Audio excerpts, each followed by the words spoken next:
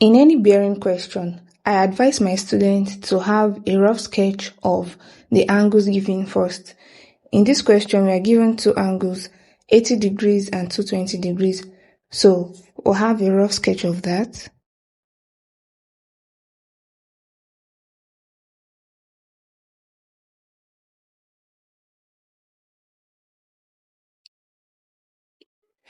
This is 0 degrees and 220 degrees will be somewhere around here.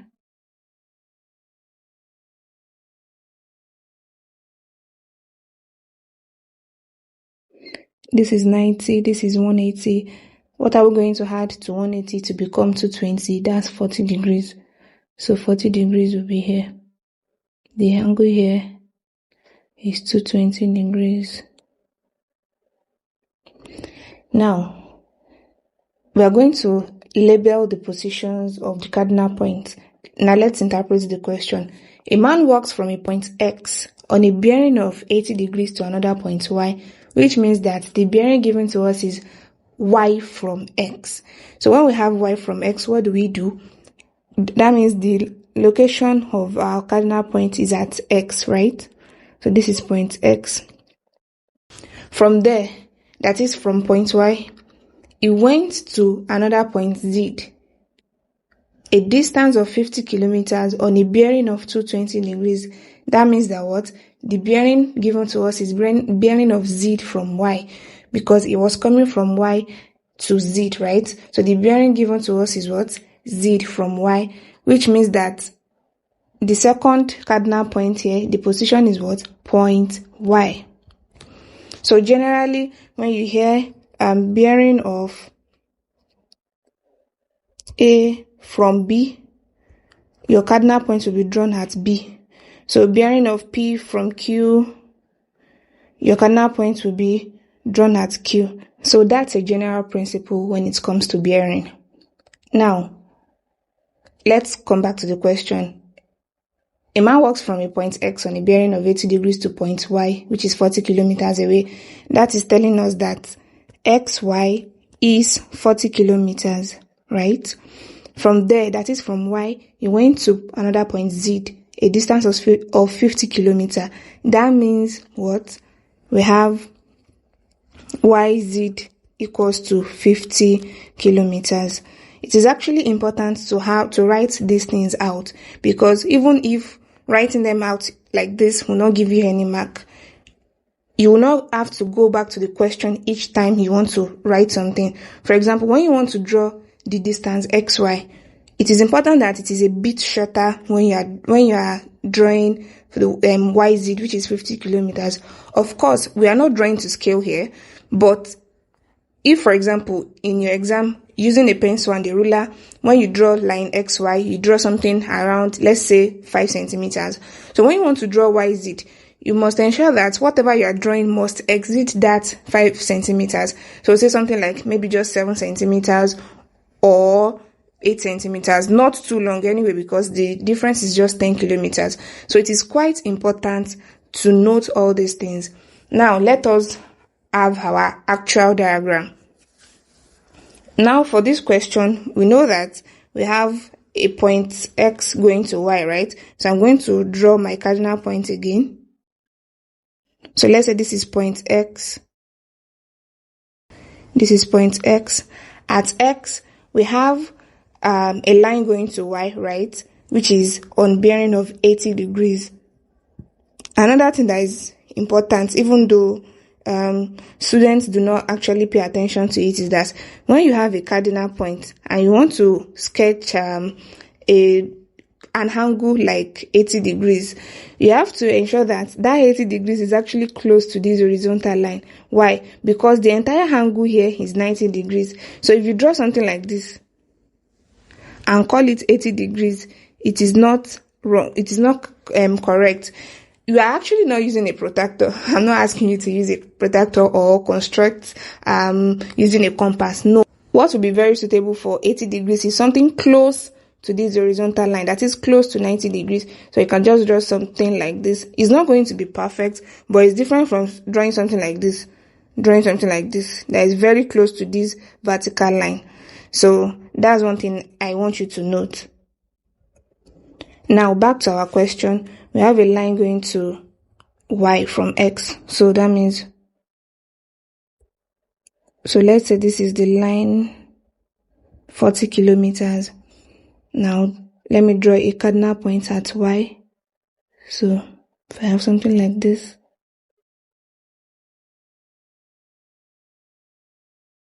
so this is point y, right? And this is 40 kilometers.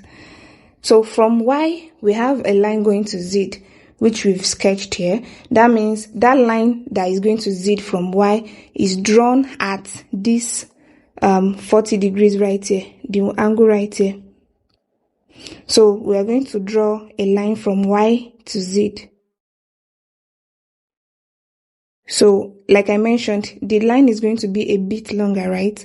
Because 50 kilometers is more than 40 kilometers. So we are going to draw something like this. Then a cardinal point at z.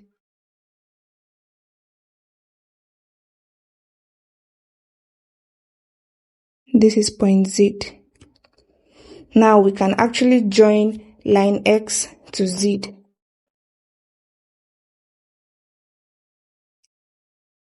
This is 50 kilometers. This is 40 degrees according to what we have here. So I'm going to draw this and label it 20 degrees because that's what is given to us. This is 080 degrees. I've gotten rid of the initial sketches. Now that we have an illustration of the information in a diagram, we can now proceed to solve the question. The first part says we should find the distance of z from x, that is xz here. So this is the side we're asked to find. Let's say let y equals to side xz. So this is y. Now, we have two sides, but we do not have an angle yet. However, we can actually find out an angle, which is the angle at y. And this is where you apply the knowledge of properties of lines and angles. Well, one of the properties of lines and angles, okay, even at x, if from x to this point, to this line here is 80 degrees, that means this more angle here will be equal to 10 degrees, right? So if that is equals to 10 degrees, this line at y, this line here, and this line here, they are parallel, right? That means line xy, this line xy is going to serve as a transversal. If that's a transversal, that means we can have corresponding and alternate angles. I can immediately say that this place will be equal to what?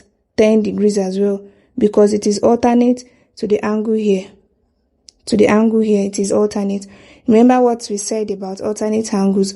They form angle Z or N. So the Z can be inverted, the N can be inverted. So if you have an angle here as X, the angle here will also be what? X, because they are alternate angles. If you have an angle here as Y, and the angle here must also be what? Y, because they are alternate angles. So back to the question. If this angle is 10 degrees and this angle is 40 degrees, let me have another rough sketch at Y so that you can see clearly. There's a line going to X here. There's one going to Z here. We know that this place is 40 degrees, right? And this place is 10 degrees. So what will be this angle equal to? It is quite easy. The entire angle here is 90 degrees, right? So if everything is 90 degrees, and out of 90 degrees, we have 10 and 40. That means the angle here will be what? 90 degrees minus 50 degrees, and that's 40 degrees. That's what will make our angle at Y inside this triangle be equal to what? 40 degrees.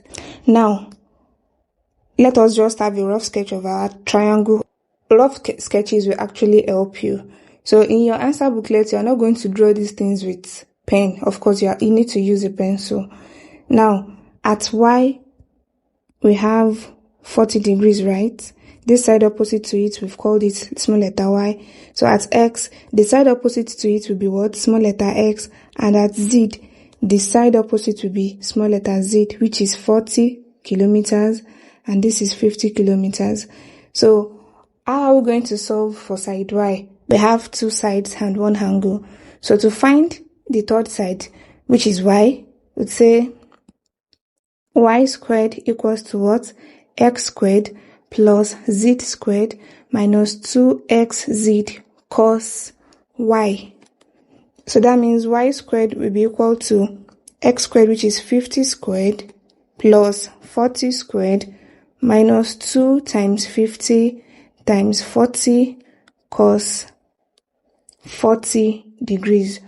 So y squared is going to be, I'm going to be very fast about this,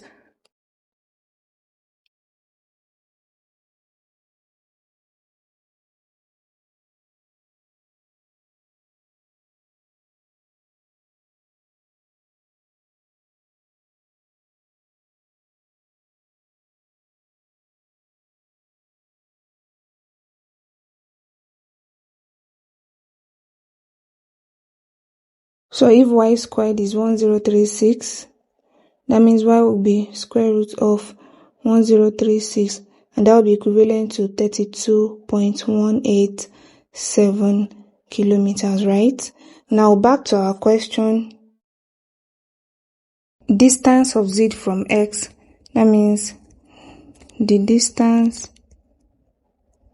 of z from x, which is what we represented with the small letter y, is what?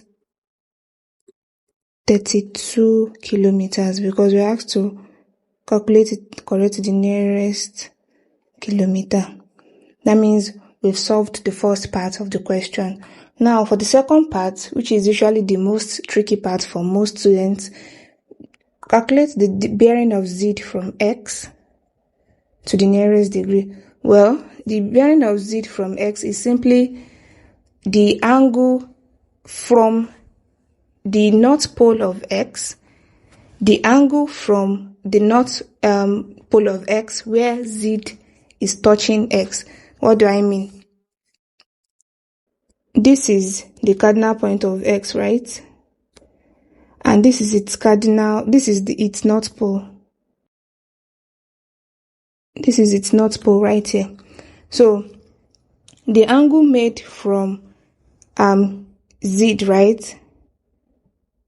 right here, the line from z touching x.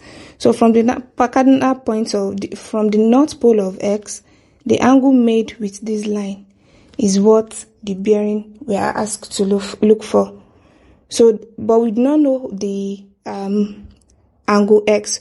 We don't know what this angle is. This angle right here, we don't know what it is. So let's find out.